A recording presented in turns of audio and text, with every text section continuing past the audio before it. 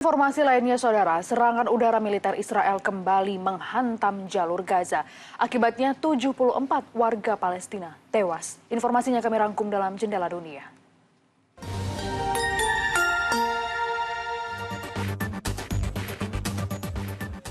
Tujuh anggota satu keluarga tewas akibat serangan udara Israel yang menghantam sebuah rumah di kota Zaweda, jalur Gaza Tengah pada Senin malam.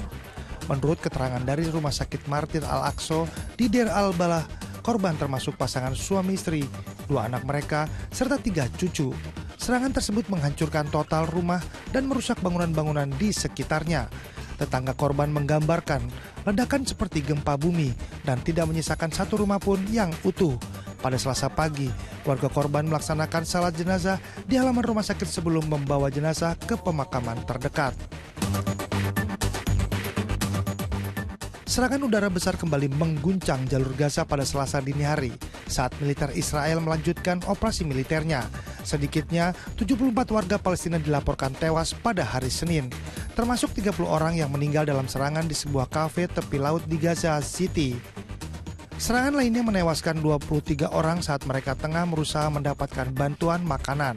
Sementara 2 serangan tambahan di jalanan Gaza City menewaskan 15 orang, menurut data Rumah Sakit Shifa. Militer Israel pada Selasa merilis rekaman video yang menunjukkan pasukannya tengah melakukan penggeledahan bangunan dan penghancuran jalur terowongan bawah tanah di wilayah Khan Younis, jalur Gaza. Militer Israel mengklaim telah menghancurkan sekitar 3 km jalur terowongan yang disebut digunakan oleh kelompok Hamas.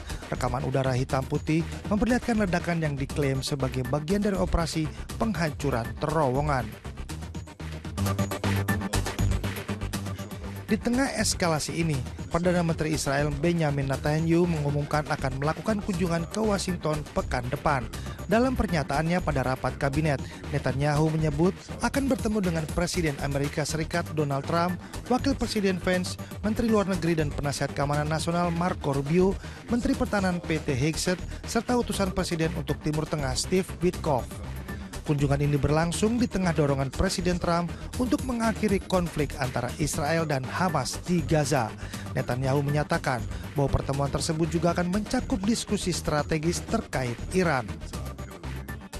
Upacara pemakaman digelar pada Senin di Astana Yeasrevieh, Iran, untuk ilmuwan nuklir Mohammad Reza Sediqizaber dan para korban lainnya yang tewas dalam serangan Israel pekan lalu. Menurut kantor berita resmi IRNA, total 16 orang meninggal dunia dalam serangan tersebut. 12 diantaranya adalah anggota keluarga sang ilmuwan. Lebih dari 20 orang lainnya terluka dan 4 rumah hancur total, sementara bangunan di sekitarnya mengalami kerusakan. Menteri Luar Negeri Iran Abbas Araghchi mengecam serangan tersebut sebagai biadab dan menyebutnya sebagai kejahatan keji terhadap kemanusiaan. Dari perairan Portugal, di saat sebagian wilayah Eropa dilanda gelombang panas, fenomena langka muncul di atas pantai kawasan Ovar. Meski terkesan menakutkan, fenomena ini menjadi daya tarik tersendiri bagi warga yang berada di pantai utara dan tengah Portugal. Kemunculan awan gulung ini bukan yang pertama terjadi di Portugal. Fenomena ini menjadi akibat pertemuan udara dingin dengan suhu tinggi yang kontras. Badai Flosi terdeteksi citra satelit makin menguat di lepas pantai Pasifik Meksiko.